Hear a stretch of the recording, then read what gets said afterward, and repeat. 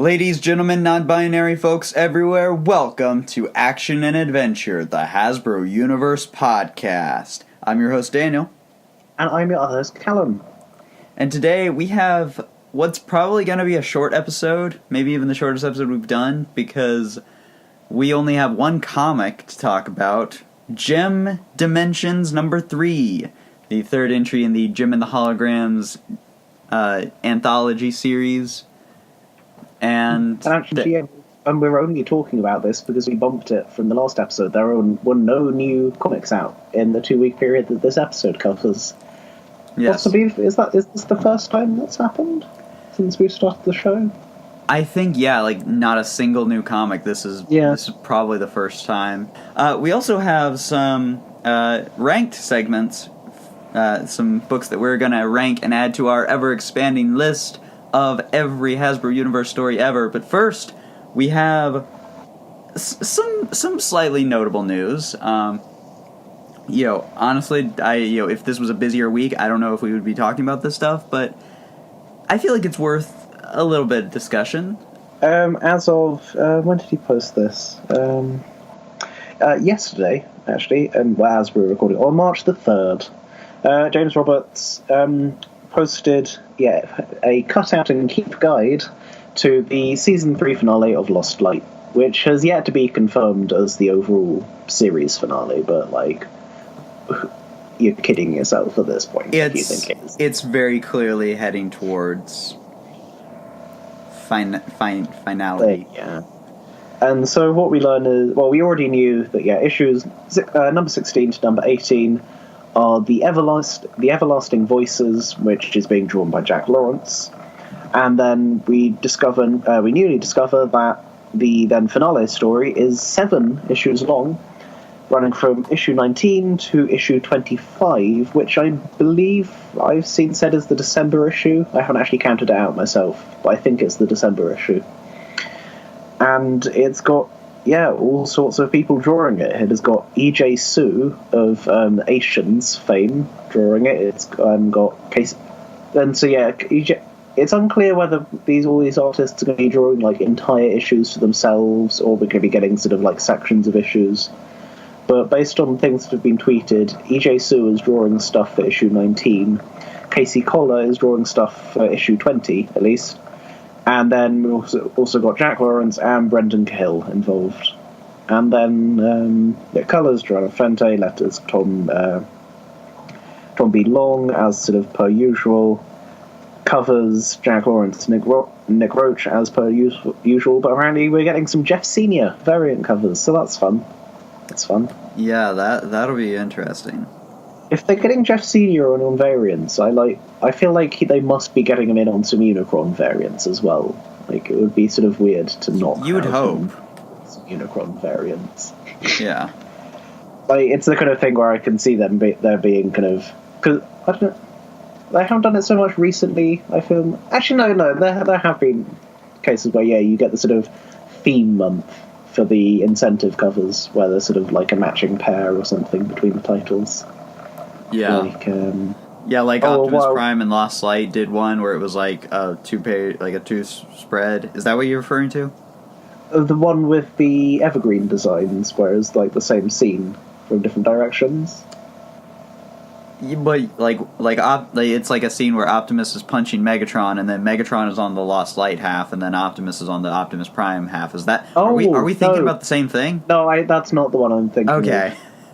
That was E.J. Su, wasn't it, lady? Yeah, that was. Oh yeah. No, there was another matching pair across the two a while back that were completely inexplicably. It was just a pair of covers using the evergreen designs, and it was kind of one of looking down on Optimus and the Autobots, and then the matching one was looking up towards the descending Decepticons attacking them. Yeah, I know which one you're referring to now. Yeah, and it was just very weird because it's just why are we getting random art of evergreen designs? It's the kind of thing that looks like it would have been drawn for something else and is getting used on covers, but I can't think what else it would have been drawn for. Yeah. Well, was that the Were those by Sarah? I feel like they were. Because I feel like they fit within that same style that the Unicron covers. Yeah. And I know those were second. Yeah, they might have at least been painted by her. I think. Yeah. I feel like it was around about issue 10. It was Optimus number 12. Oh yeah, no, I've just got it. Yeah. Okay, no, those. Fuente. Yeah. Okay, Joanna La Fuente. Okay. But yeah, just what was happening? Why with those covers? It's like it's the kind of thing where it's like you'd expect it to have been drawn by Hasbro, for Hasbro even, but like yeah. So anyway, moving on. Yeah, so it's interesting to know then that Lost Light is continuing until I should count it out now just so I don't spend 5 minutes talking about something being nonsense. So we've just had solicited issue 18 of Lost Light for April. So May is and then another 7 issues will take you to April, May, June, July, August, September, October, November. Oh wait, no, November? I think it might be November. I'm counting here on my fingers and getting nowhere fast. But yeah, so it does the main thing I'm taking away from this is that Lost Light is probably going to sit out Unicron entirely. No, 25 will get us to December. Oh, okay, it is December. I fully count wrong. Wait, yeah. No. Wait, really? Yes. Okay, because I was saying, Lost Light 15 was solicited for February and came out, and just came out in February. But, so assuming that 16 was March. Right. Yeah, I think. Wait, no, we just had the May solicits, didn't we? Not April. Yeah, that's what's throwing you off. I was like, that doesn't sound right. Yeah. So yeah, we had the May solicits. So that'll put that'll put 25 in December. Yeah. Right. There we go. But yeah. So yeah, I have to assume then that Lost Light is going to have 0 involvement with Unicron. Yeah, which I don't know. I don't know how to feel about that. Part of me is like, it's probably better for Lost Light to not have any involvement in Unicron. On the other hand, it's also like, really? We're going to do a Unicron event without,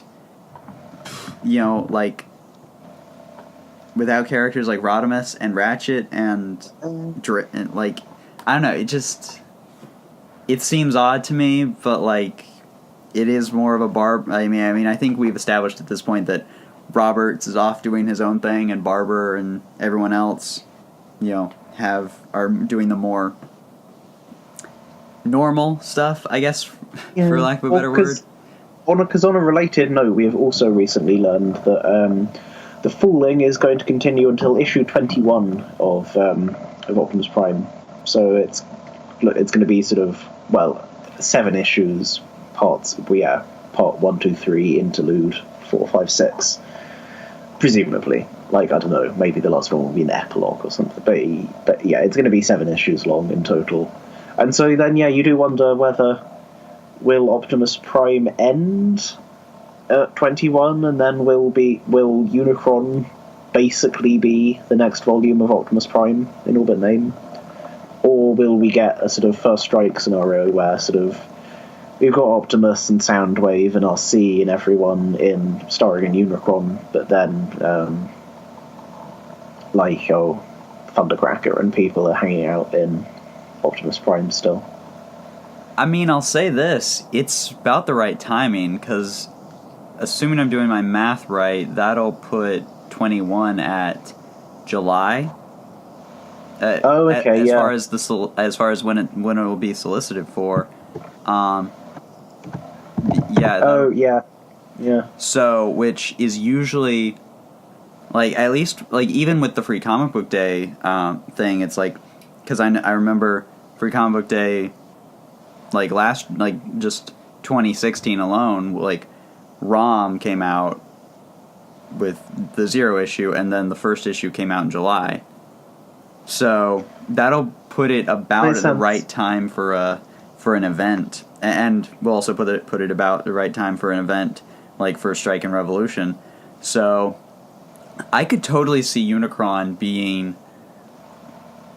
essentially either taking over or having a first strike kind of thing. But yeah, the Falling is going to lead right into Unicron. I feel very confident saying that. Yeah, you can. Well, based on that Unicron Zero issue, I assume we're going to get sort of that preview. I assume we're going to get on like the last page of the Falling is going to be like the phone rings and there's Rom on the other end, kind of thing. Yeah, being like, "Hey guys, I need help." Yeah, but yeah, because it does make me wonder though, because you'd presume that if you did get the whole sort of meanwhile with the B-listers thing, Optimus, you would presume though they would still try and have sort of something that's a bit sort of like nice and sort of ending-y for the final issue, like how like issue 57 of XRID and More Than Meets the Eye kind of weren't really endings, but they sort of made a point of having a bit of a sort of final note to them. Yeah. So if like what would they do then if the last issue of Optimus Prime did end up just being just essentially a Unicron tie-in? I don't know, because actually, wait, think about it. Has it even technically been confirmed that Unicron will be an actual mini-series of its own? It's not going to be like the issue is like the Free Comic Book Day is Unicron Zero, but just it's sort of a zero issue in the sort of promotional sense, and then it's otherwise just Optimus Prime issue 22 with Unicron emblazoned across the top. I guess that's not as much of a sales pull though, is it? Yeah, well, that's the thing. Like Unicron, we've gotten really no information about that event as a story in and of itself, outside of like the preview, like the 3-page preview for the Free Comic Book Day issue. We really, and other than them saying Unicron is coming, we haven't really gotten any sort of info as to how that's going to work as an event. That's the thing. We still don't even know. Just like we know Rom is there, like for a little bit, but we still have no idea if any of the other titles are going to be involved, like from the wider Hasbro universe. At this point, we really do not know what's going on with that title. Because, you'd assume they would try and do tie-in one-shots. Oh yeah, and I want them to, especially if I hate to say it, this is the last hurrah of the Hasbro universe. I want tie-ins for Visionaries and Action Man and Revolutionaries and all that. I want to see these characters fighting Unicron, or at least Unicron adjacent threats, you know? But then, some of them, you'd wonder what would you do with a G.I. Joe Unicron one shot? Because they presumably would not be able to get Aubrey Citizen to come back. Honestly, fair enough, Aubrey Citizen. Yeah. But honestly, I would probably say get John Barber or Margaret Scott or even heck David Rodriguez to do your G.I. Joe one shot. I mean, I think we've established at this point that just John Barber can write an ungodly number of comic books per month. So just have John Barber write the core mini-series and all the tie-in one-shots. Why not? I'm sure he's up for it. To be fair, it would probably be the most consistent any event in comic book history has ever gotten to consistency between the main event and its tie-ins. But it is true that there will almost certainly be a Unicron issue 1 because they do want to try and sell some comic books to people. Yeah. But I could see Optimus Prime ending then with 21. Do your big sort of, because Optimus, it is going to be sort of, it's definitely the full end of the Falling is almost certainly going to be sort of the kind of season finale almost. It's going to be the end of the story that book is telling. If it continues, it will be sort of tie-in stuff, you have to assume. Yeah. And that's the thing, and we also really don't know where the books are going to go after Unicron. We still don't really know that for sure. Well, actually, because there's actually some technically another bit of news. John Barber has mentioned on Twitter that there is apparently not going to be a titled as such Power of the Primes event. Yeah, which is weird. Like, apparently it was sort of discussed back before even sort of it was titled Power of the Primes, and it was like, hey, okay, cool, we can do that because I am doing stuff with the Primes anyway. But yeah, apparently it has ended up that there's not going to be a Power of the Primes mini, and apparently, yeah, the introduction of Optimus Primal is not directly related to him winning the Prime vote, apparently. Yeah, that's one of those moments where I'm like, I'm not normally one of those people to like not believe what people like what comic creators say, but it's like I have to wonder if he's being coy, you know, if he's misdirecting us. But like that just doesn't sound like John, quite frankly, you know, in my conversations with him. Like it's it's like, so I don't know. It is odd. Explicitly say that there would be the winning Prime will star in a little comic thing and everything. Oh yeah, because like were they explicit about it? Because I know they were like Windblade and everything. I am very certain. I remember. I feel like I remembered an audio clip of John Warden saying the winner will get a story in IDW Comics. Like I'm with you. I remember that. So either we're both going crazy at the same time. I don't know. Yeah, I'm honestly not sure. Like, I don't know. I can't think whether sort of it was said outright or whether we sort of everyone took it for granted because like Windblade was in IDW and Victorion was in IDW, and like Triptychon kind of got his thing in like Salvation was sort of like I assume Salvation must have at least been partially in. It is Salvation. I'm thinking of. I can't keep the order of those Dinobot one shots straight in my head. Like, no matter how many times. But yeah, like, I assume Salvation was at least partially influenced by, Titan Triptychon happening. So yeah, I don't know, it's all very weird. We'll have to see. I mean, I assume at the very least, Optimus Primal is going to sort of step out of the background at some point and, like, do stuff. Yeah, I mean, you would hope. It's one of those things, like John said, that he put him in there as a cameo, but it's like, you would hope, especially with that bio, with that write-up, that, I mean, that's the thing. This just doesn't seem right, given everything that we, like, everything about, that we know about Power of the Primes and all that. It doesn't sound like, it sounds like there should be an event, you know? It's like, logic, dictates this, Optimus Primal showing up, and the fact that, Primal even has this brand new bio written up for the Power of the Primes event that references Eucharis and all that, which admittedly now he's from Antilla because Onyx apparently has two colonies, but it is weird if Primal is not going to be an actual character and is going to amount to what basically is just a big cameo, Yeah, I mean, I never read too cameos.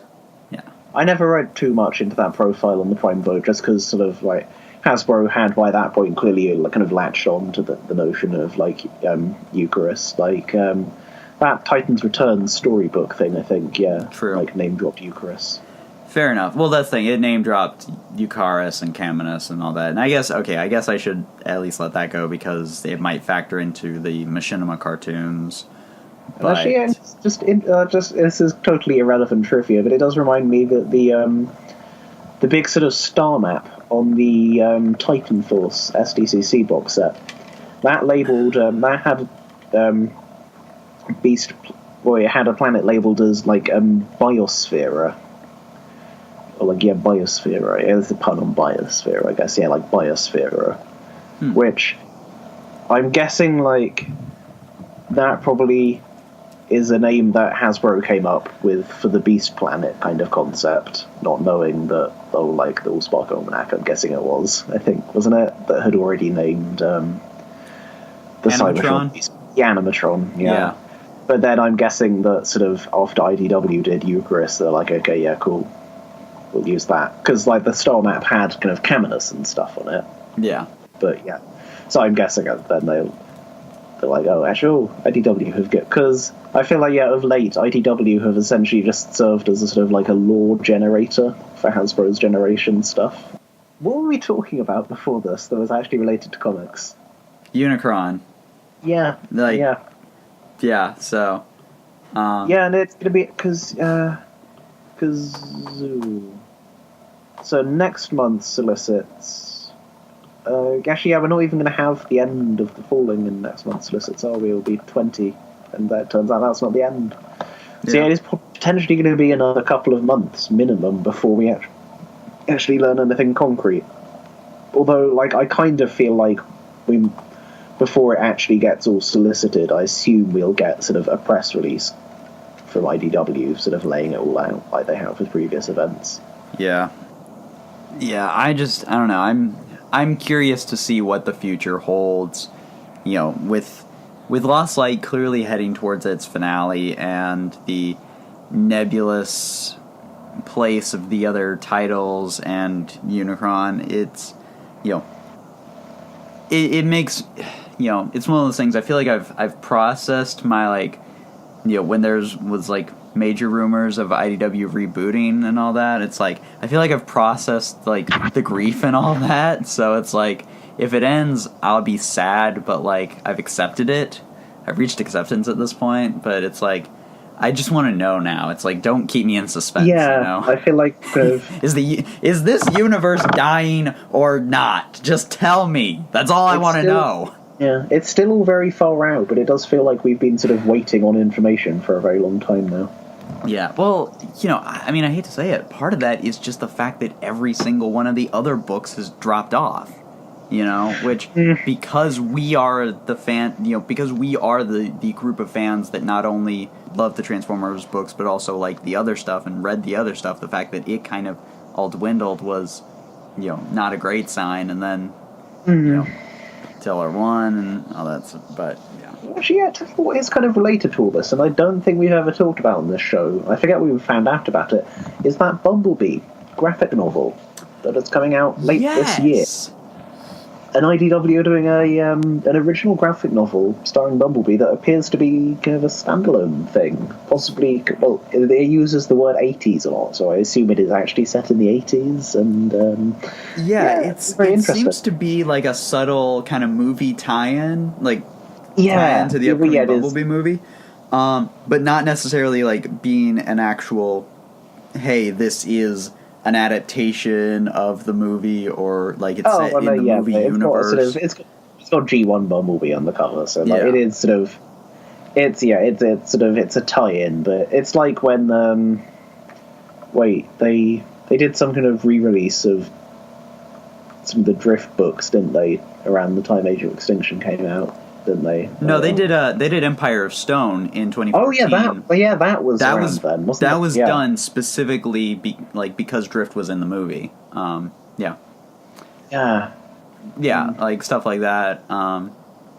I personally am interested in the for one, I'm always a fan of I'm a pretty big proponent in the comic industry of making all ages titles and and especially original graphic novels because that's the thing, because those things can go through Scholastic and book fairs and all that. And that's a huge thing of getting more people especially kids into the medium, and I am a big I'm a huge proponent of that.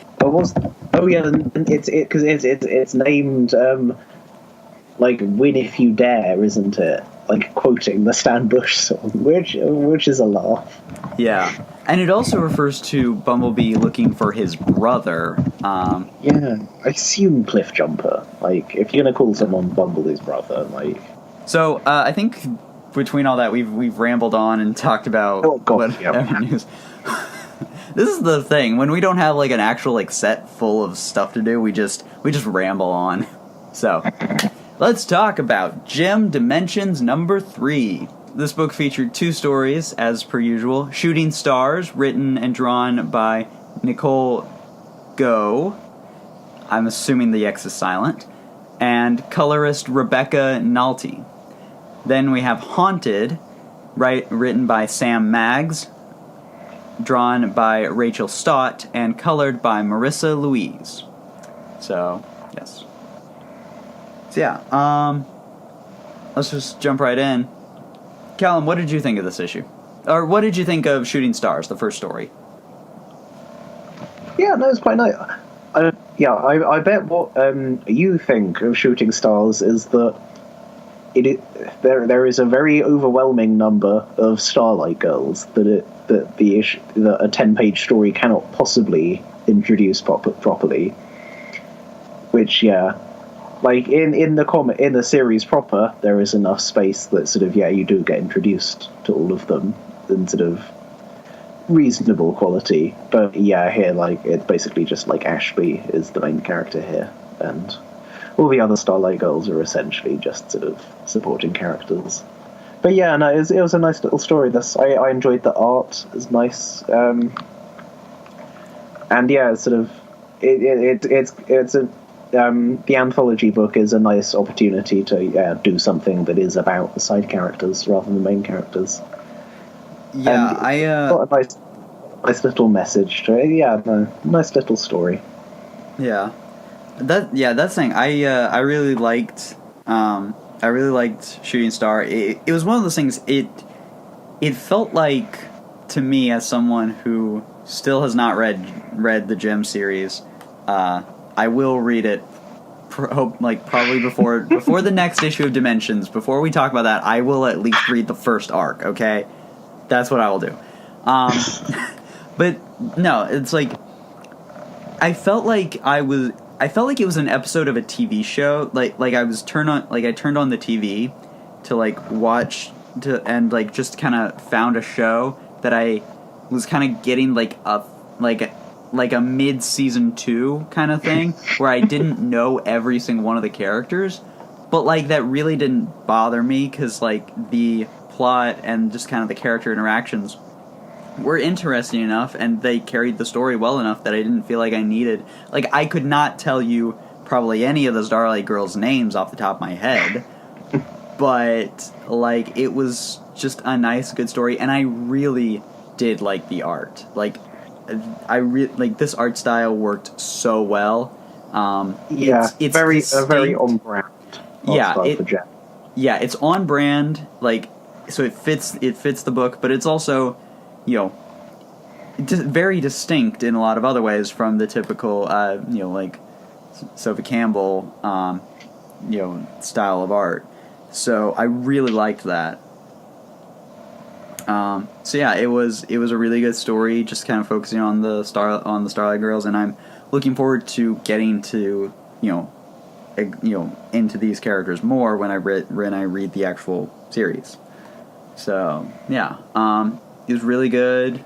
It was really a nice, simple, fun story, and I also personally found it pretty relatable because I've been in that situation of seeing people, are either performing in something or, being surrounded by people who are much more talented than you, and just going out there and, it was very relatable to me as someone who's done a lot of singing and acting and performing. So I really liked it. Cool. So yeah, then the second story is Haunted, and yeah, I'd say it's set during the Misfits mini apparently, which that kind of makes sense, I guess. The Misfits mini is really good when you get to that. I would put the Misfits mini as perhaps some of the best of the IDW Gem material. Nice. But yeah, so yeah. This is probably the weaker of the two stories in this issue, I would say. Yeah, I didn't love it. I mean, it was just kind of it was fine, but because basically the Gem and the Holograms meet up in a haunted house, and they're both booked for this haunted house, and then they pair off, and so we get to see different characters interacting. But yeah, the art is very hit or miss. It's a realistic quote-unquote art style. And it looks good when it works, but when it doesn't work, it just looks sort of weird and creepy. It's like when you're doing stylized humans, you can get away with sort of not every line being perfect because it is stylized. Yeah, so you don't really notice. There were some very awkward faces, like at the end when there's like when the TV producer, she's like, "It's ratings gold." That is a really awkward face. I'm sorry. It's a really scary face. Yeah. The art didn't always work. Some panels are fine. You look at it, it's like, yeah, that works well. Nothing wrong there. And then some, it's just like, oh no, that's scaring me. Please, you're doing me frightened. Please stop doing that with your face. So it's gonna hit or miss. Yeah. I mean, and that's the thing. And honestly, I just didn't find the whole haunted, especially because, like, let's face it, at the end, it's the end reveal. You see it coming a mile away. Like, I found it sort of vaguely confusing that it was supposed to be like a shock reveal. Honestly, yeah, obviously. It's like duh, you know. I would be more interested if the house was actually haunted, you know, like Now that would have been a twist. Is like they find all these cables and everything, you go to a room and boom, it's run by ghosts. Now that would be a twist for you.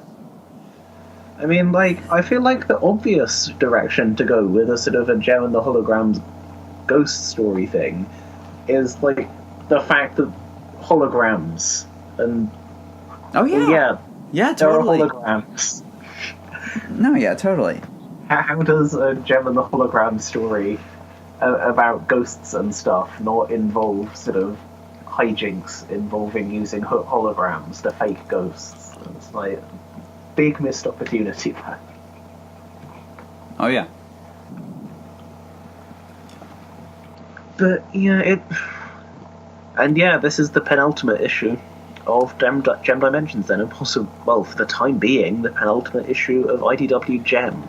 And it is going to be really disappointing if this really is the last of it, because, like, I mean, Gem Dimensions has been sort of most of the story, like, on the most part, the stories have been sort of decent enough, but it's not a great send off if this is sort of the end of the of that series. Yeah. Well, and you've told me that there were several plot lines from the main book that never really got resolved either by this or by Infinite. So. Well, yeah, there's not so much kind of dangling plot threads, but sort of stuff that was clearly there to be used in, like, kind of like relationship drama stuff that was kind of deliberately left sort of up in the air to sort of to be continued way.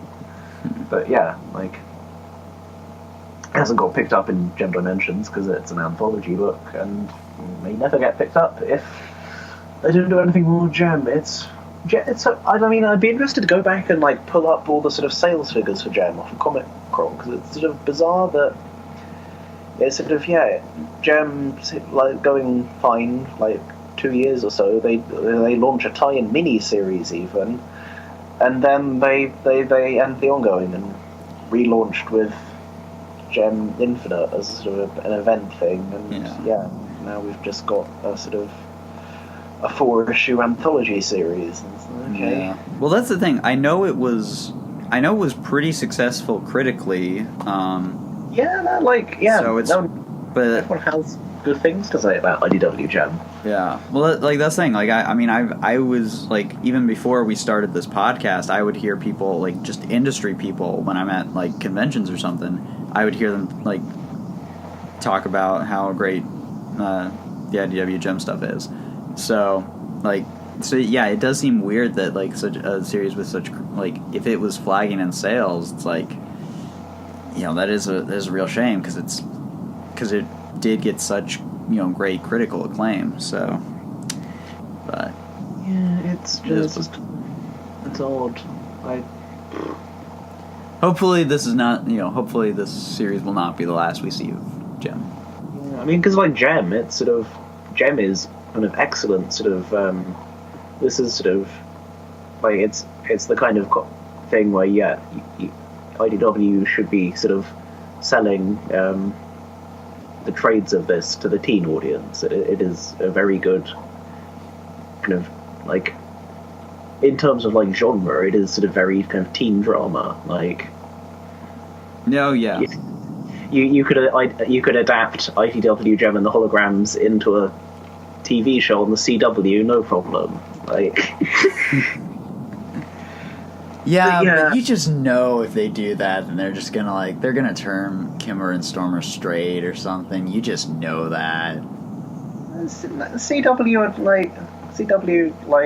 they're sort of, they're reasonably good about that kind of thing. Like, actually, one word, my friend. Jughead. Yeah. Riverdale is fucking weird. I'm never letting it go. Never.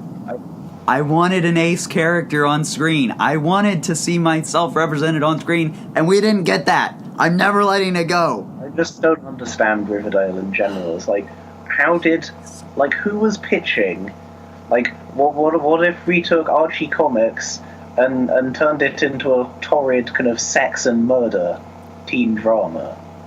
Like, what? I don't know. But anyways. Yeah, Gem. I hope we get more IDW Gem, because it is really good, and I'm very attached to the characters at this point. Yeah. Especially Pizzazz. IDW Pizzazz is the best character. She's so good. Yeah. Well, and I would still love to see the Hasbro Universe versions of these characters show up, in something, because we know they exist between Rock and Roll and all that, and Ian. So my favorite thing is that based on the way sort of apparently Gem and the Holograms started out earlier in the main Hasbro universe, because Rock and Roll was able to be their roadie before ever joining G.I. Joe. The way the timing works out, I reckon that the Misfits must have been the Hasbro universe's equivalent of Green Day in terms of being like early noughties pop punk phenomenon. Oh my god, you're right. That makes so much sense. Oh my god. Yeah. Oh, I love that. Alrighty, so let's see. How long have we been going for? We go for about 45 minutes. Let's do at least one ranked list. First up, we have a list from frequent listener and commenter Broadside. She would like us to rank Our Steps Will Always Rhyme, More Than Meets the Eye, number 40, The Transgressors, XRAD, number 44, and Spotlight Megatron. So, let's start with Our Steps Will Always Rhyme, which I have my physical copy of right here. So, was this the issue that was, it was like right before Personality Ticks, right? For More Than Meets the Eye? Yes, it was the issue right before More Than Meets the Eye spent a bunch of time farting about, not really doing much. Yeah. We kind of talked about this last episode with Chris, but yeah, there was this really distinct shift where kind of after Elegant Chaos got finished, like the whole sort of very sort of clockwork, sort of tightly plotted nature of the series went off the rails, and things kind of just, the book basically just fucked around for a bit. And I do have to wonder whether part of that was it had been decided that the finales were going to start in issue 50, so let's kill some time. Because, what did the Personalities Tick story add to the ongoing story? I guess it brought Thunderclash onto the ship, didn't it? That was about it. Yeah. Because, the cameo... and Velocity, I guess. Well, yeah, she joined in that issue, right? She was from that bunch of Camions. Yeah. Yeah. But that's the thing. But this discussion really is not about personality ticks. It's about More Than Meets the Eye, number 40. Which this is the issue where, of course, Ratchet leaves to, his own thing. So it's a really good issue. Like, I am gonna just get out ahead and say, yeah, I really like this issue. It was I bought the script, the annotated script of this issue off of James Roberts at TFN 16, I guess. Yeah, no, I like Ratchet. I've always liked Ratchet in More Than Meets the Eye, and this was actually because this is the issue in which Ratchet departs to because actually had Empire of Stone already come out at this point? I think it had. Yeah, it at least had begun. I'm pretty sure by this point, because. But yeah, so it's Ratchet's kind of saying goodbye issue. It's also the issue where it was revealed that Ten was like properly sentient, and yeah, considers everyone his friend, and it's all sort of adorable, like really adorable. Yeah. And, actually, and there's also Brainstorm's trial at the start where I remember at the time someone just sort of Perceptor really gets into it. Like, Brainstorm has a sort of like vaguely good. Brainstorm has sort of a little speech that's like, okay, yeah, fine, I guess, and then Perceptor kind of gives him a standing ovation. It's like, yeah, calm down, Perceptor. Yeah. And Brendan Cahill art, who just like is really good as always. We're saying this last episode again, but like, give Brendan Cahill a mini series sometime, IDW. Like, go on. Why not? His stuff is always really great. Like I feel like Brendan Cahill's like faces tend sort of slightly more human than like a lot of IDW artists, but it's in a good way. I like looks. I'd say more in like in the expressiveness. Yeah. It's like in terms of that, it's very human. Like, the one that comes to mind is I guess it was either the start of no, it would have been the start of the opening arc of RID season 2. But yeah, with just like that one panel of like Prowl shouting at someone with their kind of like big wide mouth. It's like, I feel like I associate that one panel with that one facial expression really strongly with Brendan Gale's art style.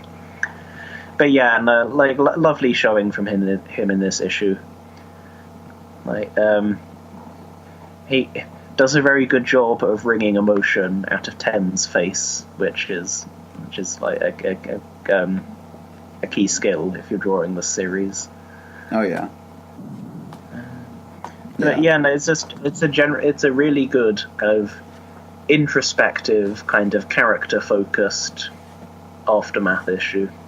Because actually, this is the actual, because the issue immediately after Elegant Chaos was the DJD focus issue.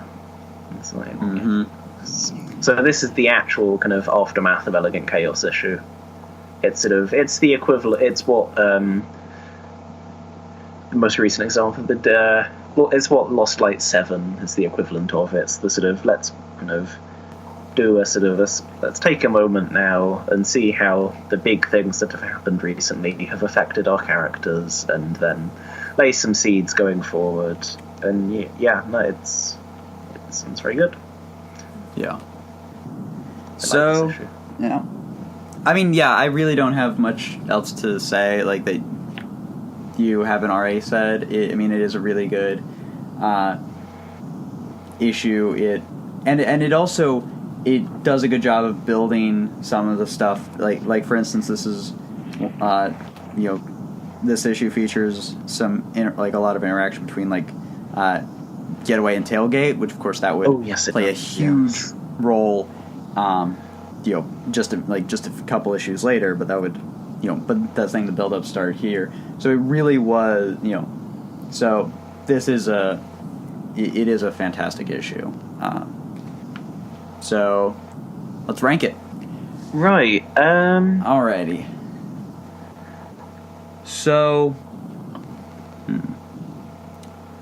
I'm looking about right now, I'm looking at around around Ironhide. Yeah, and I'd been thinking about the same. Like, my gut reaction was between Cobra and Shockwave, I think. Oh, okay. You're actually gonna say it's better than Shockwave. I would lean towards better than Shockwave. I feel like, I don't know. I don't. Shockwave is an uncomplicated. It's a well executed story, but it's an uncomplicated one. And Right. I feel like sort of. I don't know. I feel like one of the big strengths Shockwave has is like because I do feel like we need to acknowledge like the effects of the stories as well. Yeah, that is a good point. And that is a good point. That's my biggest hesitation with putting it above Shockwave. I would certainly sort of be like between Shockwave and Ironhide, say I would be equally happy. Okay. See, that's the thing. It's just because so much of Spotlight Shockwave informed aspects of the universe and stories that are still being told today. I don't feel like this has that quite of really a hook. So yeah, I know what you mean. Yeah, it's sort of. But yeah, it definitely deserves to be sort of reasonably high up. But yeah, I would agree with between Shockwave and Ironhide, say, but I don't think I would agree with any lower. Okay. All right. Yeah. All right. That's fine. That's good with me. All right. So, More Than Meets the Eye, number 40. Boom. It clocks in at number 7. Next up, we have Transformers XRID number 44. The Transgressors, a.k.a. the issue where Needlenose and Trax were revealed to be brothers. Well, and I think, I'm pretty sure this is, it's also the issue where we learned that Starscream wasn't just talking to himself, he was talking to the apparition of Bumblebee. And, what are the other sort of most notable things from this issue? We have, I suppose, those are sort of the things in terms of reveals. But then the other stuff going on, we have kind of, via the Trax and Needlenose bit, we have sort of some movement on the whole sort of, some of the Decepticons are not happy with the peacemongering that is going on, and would much rather be doing Decepticon stuff. We've got sort of, actually, the issue ends, doesn't it, with the parallel of the start of More Than Meets the Eye, with Needlenose and Brawl and Dreadwing up on stage, talking to a big crowd, convincing them to get on board with. No, I forget. Like during this period, like were sort of Galvatron and Soundwave kind of co-leaders, I guess, effectively. Yeah, they were basically co-leading the stuff going on Earth. And because and then RC is also on Cybertron in this issue, following the events of Combiner Hunters, and she gets to hang out and threaten Starscream. Fun. Yeah, it's fun for everyone threatening Starscream. Yeah, that's the thing. This is a really solid, because if I'm remembering correctly, this is some of the stuff between Combiner Wars and right, because it followed the Soundwave and Cosmos issue. Yeah, this is from the really nice little run of, I think it's 4 standalone issues. Yeah, that, came in the aftermath of Combiner Wars. We had the one that's sort of mostly Optimus interrogating Prowl. Is it most? I say mostly. At least the one that has Optimus interrogating Prowl. Yeah. We've got South of Heaven with the Soundwave Cosmos issue. Yeah, and then and then it's the issue after this issue that goes back and really starts to deal more with stuff like the Garrison Blackrock stuff. The next issue is the sort of the lead through into Conquerors. That's the name of the story. Yeah, but that's the thing. This was honestly, I think these issues were, obviously we're not grouping them together, but it's like it was stuff like the Soundwave and like South of Heaven, and then this story that really, I think, really cemented me at this point, especially because it came out around the comparable time to when More Than Meets the Eye was kind of losing me. This was really the stuff that really cemented my love of the Barber stuff as like the underrated gems of of Phase 2 that they were. I really like this series. I also love and honestly, I really love the fact that Dreadwing became a supporting character back in Dark Cybertron and continued to get some appearances here, because Dreadwing was one of the few G2 toys I had when I was yeah, well, that's as I've said before, my brother, he had some Transformers, and he was older than me, so it's that was one of the G2 toys that we had. So Dreadwing and Smokescreen are two of my favorite characters, so that's also a big part of why I like this issue so much. So there's just and the presence of Dreadwing and all that. But yeah, it really is a really good story that really focuses on the B players Neil Nose and Trax, and and the fact is, this story has while it hasn't affected too much, it did cement those two characters with the recent Hasbro poll, the fan choice poll for which set of two figures. The fact is, there was a set based almost entirely around this one issue with the Trax versus Needlenose. Because let's face it, if this issue didn't happen, that set I don't think would happen. Yeah. It would not happen, and certainly wouldn't be marketed as brother versus brother. So that's the thing. Yeah, that's something that Hasbro has, and it's such a little thing but the fact that Hasbro's latched onto this, is I think really impressive. Yeah, no, it is. It's cool. It's sort of because there are kind of very big things that Hasbro have taken from IDW, Titans, and there's more examples that aren't coming to mind immediately. Oh, Colony Worlds being a big thing again, and Caminus existing. So yeah, it's nice that sort of little things have come back through too. Yeah. And yeah, it is. It's kind of it's a really kind of and just kind of on its own merits, it is a cool thing for the story. Yeah. I don't know. Are there any other examples? I can't think of any other kind of examples of kind of sort of they chose different sides kind of relationships in Transformers fiction. Probably are. There's got to be some. Yeah. Let's see. I'm trying to think off the top of my head. I guess I feel like there's some small toy-based stuff what is it, Brush Guard in Cybertron, because he was the cousin of Overhaul, but I mean that's more of a toy bio thing too. I'm trying to think of more. There are things like Jetfire and Starscream.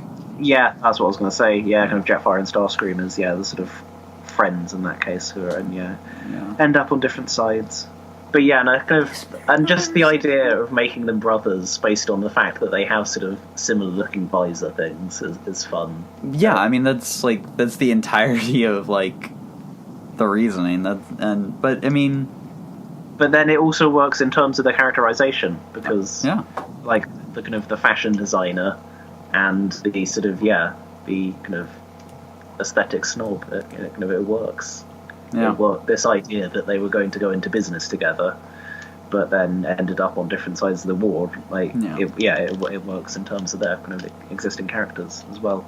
And this was also the issue that established that Needlenose and Horrible were romantic partners, not just. Oh yeah. Had that not been confirmed until now? Yeah. I feel like it wasn't officially confirmed until this issue. Okay, yeah.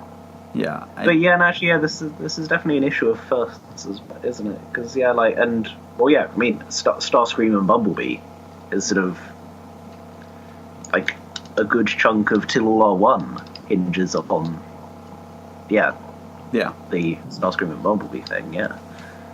Yeah. So, all right. So let's rank it. Oh, right. Alrighty. Honestly, I was kind of thinking like comparable. I don't know. Would you say that this is better than Ironhide? I think it's better than Ironhide. All right. Yeah. Would you say it's better than More Than Meets the Eye number 40?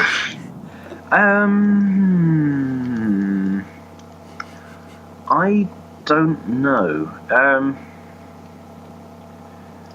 I know. I feel like it's almost like we could, if we wanted to put them in the same. I almost feel like they're a tie, quite frankly, but I don't really want to tie them. That's a cop out. Yeah, no, tying is a cop out. So, tell you what, I'm gonna leave it to you. I would honestly be good putting it above or below More Than Meets the Eye number 40. I kind of feel like, as a standalone piece of writing, I would give it to More Than Meets the Eye. That's my gut reaction. It's this issue was it was very much in service of the greater plot kind of thing. It was it is technically kind of a standalone issue, but it is also sort of. Well, it's a standalone issue that builds the serial story of the comic, which is honestly, I think comics should be more like this in general. You know, like rather, But yeah, I feel like I don't know, but at the same time, with More Than Meets the Eye number 40, I mean, this thing like. Ratchet leaves at the end of that issue specifically because he has to go off to do this mini series. It follows up on stuff like Brainstorm and all that. So, but yeah, I don't. This is a tricky one. I am going back and forth on it as we speak. I know same thing. It was like one of those things. I was like, I'll give it to you. You can decide. But then it's like. But now that you mention your reasoning, it's like I'm not sure. Right.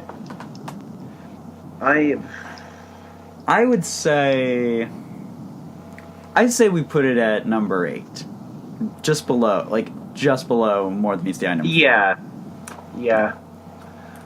I would agree with that. It's very close, but it is. But yeah, I think. Yeah. I think kind of.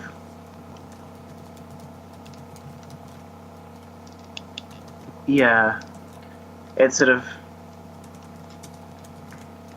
I don't know. I'm completely failing to sort of say anything that makes sense in a sentence. Yeah. Well, it's there. It's locked in permanently. This can never be changed ever in the history of the universe. It's in stone. I mean, technically, it's not. I mean, I could change it on my own if I wanted to, but I choose not to. Because we do not make this list, we are simply the arbiters. Yes. So yeah, there it goes in at number 8, Transformers number 44. XRID number 44. That's one thing that I will have to decide when we post this list, is how will I do the title of this book. Because it's the Transformers. You go by the indicia. Yes. Alrighty, and last up we have. Speaking of Needle Nose, Spotlight Megatron. Oh, yeah, this isn't he? Yeah. Yes, because he has one of my favorite panels of how am I to pull the trigger with no hands? Oh yeah. Oh, poor Needle Nose. So yeah, I mean, I like this Spotlight. It's a very good issue. Yeah, it definitely especially because it also really gets into, and a big part of it is the abusive relationship, like between Megatron and Starscream. To put it bluntly, because that's what it is. But yeah, let's see. I did not get a chance to flip through this before. I kind of skimmed through it. But yeah, beforehand. Sort of a very nice art from Nick Roach, and kind of. Because actually, these were coming out sort of during kind of late season 1, weren't they? So sort of, I feel like it was the first full Nick Roach issue we'd had in a while at the time, wasn't it? I think. Yeah. But yeah, very nice job on art and then writing from him. But yeah, one thing I will say about this issue is that there's some stuff in it that feels sort of oddly dissonant with stuff that will come very soon after. Like Soundwave in this issue is portrayed as the kind of Budiansky bio sort of Marvel Comics sort of like schemer and blackmailer, which sort of probably almost around the same time was being sort of very thoroughly thrown out the window by John Barber. Actually, no, it would have been probably slightly later than in this. Actually, that the Dark Cybertron Prelude stuff with. Soundwave and Shockwave was coming out, I guess, wouldn't it be? It's kind of interesting. Like even Megatron and Starscream, I feel, are sort of slightly different in this issue to how sort of they'd end up being in kind of season 2 or everything. But kind of it's honestly not a bad thing, because this is a really good in isolation. Definitely, this issue is really good. Kind of. Yeah, and I feel like part of that just comes from, like you were saying about Soundwave. With after Dark Cybertron in season 2, that's when a lot of characters really did find their kind of their place, or like in the case of Megatron, his whole redemption arc thing. So I'm not too bothered by. Oh no, that. Yeah, sort of. It's not going to kind of affect how I rank this. It's sort of more just a sort of a curiosity at this point. Like this is, and I mean it's by design because this issue was explicitly written to be a pack-in comic. But yeah, this is absolutely an issue you could hand to sort of the Transformers fan on the street, and they could read it and be fine and not be confused by what's going on or anything. It is it's aggressively standalone. Yeah. But it also does run directly out, pick up literally sort of seconds after that one issue of the Costa ongoing, which was also drawn by Nick Roach. So yeah, I quite like that it does form a sort of a little kind of pseudo kind of duology with was it maybe issue 13, I think, of Costa ongoing. Heart Like a Wheel, I think was the title. But yeah, the one where Pot Rod turns up at the Decepticon asteroid base and attacks everyone and shoots Starscream and steals the Matrix and then gets shot. So yeah, it's immaterial to the quality of this issue, but yeah, I do like that it forms a sort of little sort of two-parter retroactively. Yeah, the space bridge thing comes up in this issue because actually of these, the trade is Dark Prelude, isn't it? Yeah. Of these 6 spotlights, this is the sort of least tied in to the sort of the Dark Cybertron one stuff. The tie-in is literally just Shockwave name dropping. Yeah.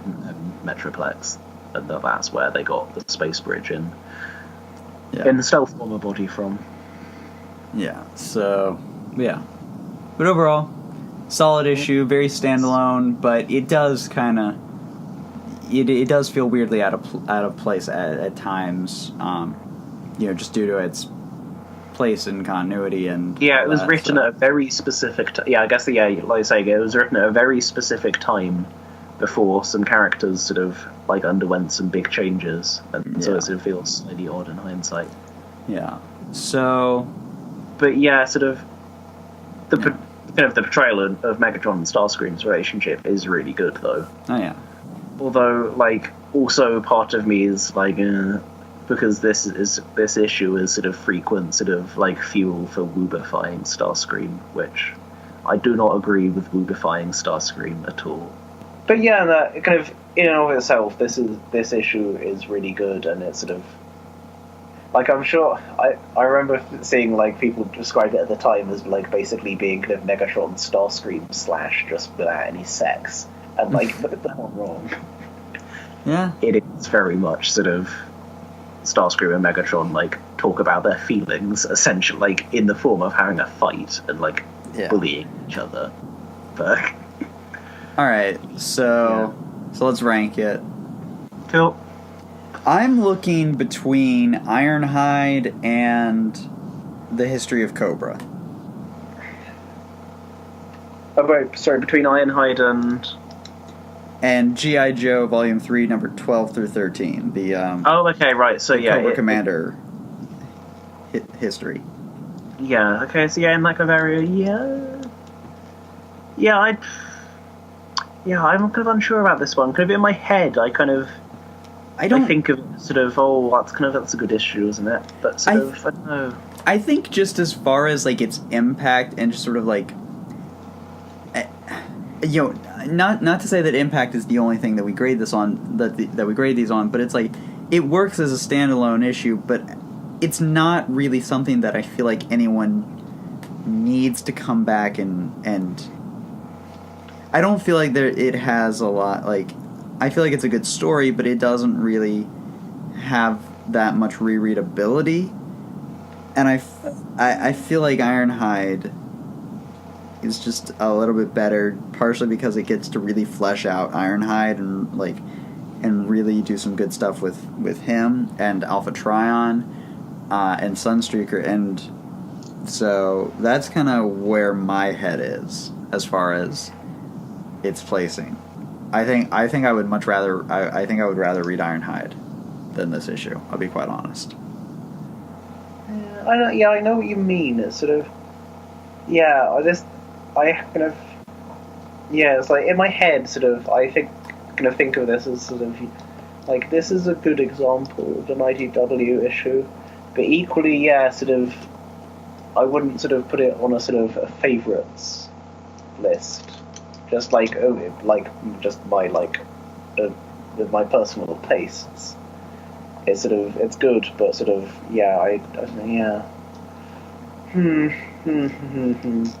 like I don't know, sort of for me, like for the list as it currently stands, I feel like kind of Ironhide is sort of the transition point for sort of me from sort of being sort of like kind of fine to being sort of like a bit like kind of standing out a bit, and I kind of feel like this issue is at least sort of standing out a bit.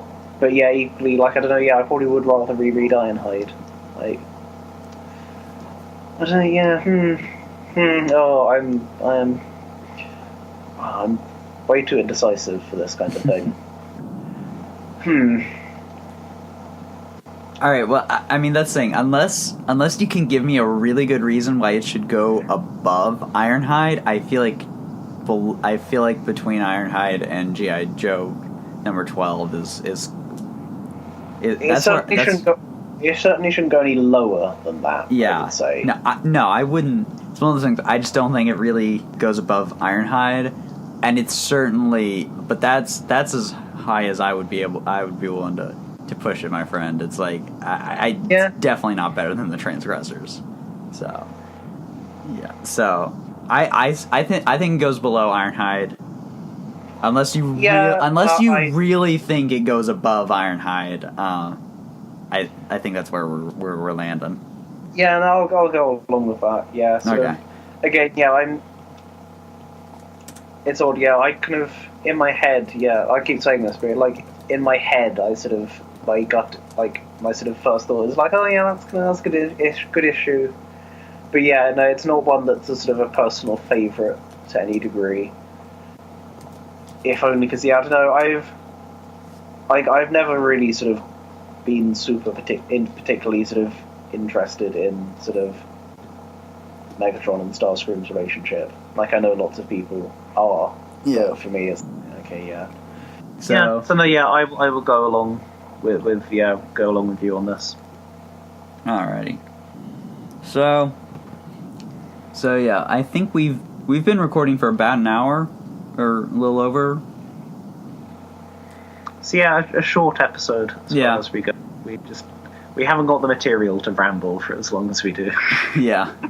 At least not ramble on topic. But yeah, thank you so much for joining. Yeah, we gave it our best shot to ramble as much as we could. Yeah. Yeah, so thank you so much for joining us for another episode, ladies, gentlemen, non-binary folks everywhere. If you want to submit a list to the rankings, be sure to get it into us either through our Twitter or with the hashtag #rankedsubmit. Send us an email at hasbrouniversepodcast@gmail.com, or you can post your list in our Allspark thread in the comics forum section. I know there's some lists that we were submitted, but that we didn't get around to. We're saving those for next time. Well, not next time, because we have so many books. The next 2-week chunk, 7 books, I think. 7 books for next week. Yeah, we'll have to see how that works out. Yeah, but because I feel like that's the kind of thing where we could just end up talking for a totally nonsensical amount of time. Yeah, we will have to be sort of very strict with ourselves, I think. Yeah, I'll make sure that I'll put like a little note, which is like, stay on topic. Callum, what are those 7 comics? They are the Optimus Prime Annual 2018, which we haven't read yet. This issues aren't out yet because we were recording this on schedule. Yes. Optimus Prime 15, Lost Light 15, Transformers vs. Visionaries 3, Rom and the Micronauts 3, Scarlet Strike Force 3, the final issue, sad times, and Gem Dimensions 4, also a final issue, also sad times. Yeah, so 7 issues so 7 issues after a fortnight with no issues, just because IDW. Yeah. IDW. Yes. Okay, Callum, I'm kind of starting to lose you, so you're kind of cutting in. You're kind of cutting in and out. So go ahead and plug your social media and all that right now. Where can people find more of you on the internet? Right. Twitter. I will be I will be sounding off about stupid things on Twitter constantly. It's just it's a nice way of speaking aloud and hoping someone's listening. At Jala Guy, JALA Guy, and I'm under the same username all over the place. The Allspark forums, TF Wiki, such, and all the normal. Honestly, just search up sort of Jala Guy, and you'll just probably find a list of user profiles for things I'm signed up. Probably some things I've forgotten I'm signed up to as well.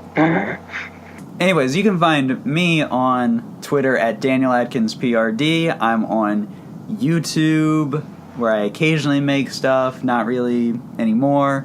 I'm on the Allspark. I'm on TF Wiki. I'm on the IDW Hasbro Wiki. That's generally all the relevant places you can find me. I'm on Tumblr, DanielAtkinsBlog.tumblr.com. I'm boring. I use my real name. And of course, you can continue to follow this show on, you can follow us on our Libsyn page at hasbrouniverse.libsyn.com, and you can also find us wherever podcasts are, including iTunes, Apple Podcasts now, as I think what they're technically branded as, but still iTunes. You can find us on Google Play. You can find us on. I'm forgetting one of the venues we're on for whatever reason. Oh, right, you can find us on YouTube as well. Action and Adventure, Hasbro Universe Podcast. And I recently submitted us to Spotify and to TuneIn. So hopefully soon you will be able to play Action and Adventure on your Alexa, your Amazon Echo. So hopefully, that goes through and we get on that. Haven't really gotten any updates about that. But yes, we will be on there soon. And of course, you can follow us on social media. Our Twitter at HasbroU Podcast. You can follow us on Tumblr at HasbroUniversePodcast.tumblr.com. And of course, as always, you can check us out on the Allspark and join in on our action and adventure thread. Get in those ranked suggestions. And if you want, just email us at HasbroUniversePodcast@gmail.com. Till next time, we'll see you all later. Thank you so much for listening. I love you all dearly. As do I. So, yeah, goodbye, everyone.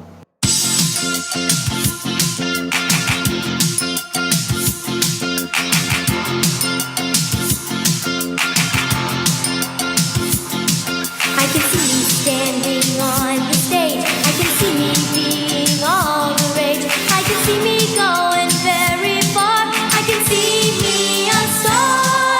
I can see me itching to perform. I can see me singing up a storm.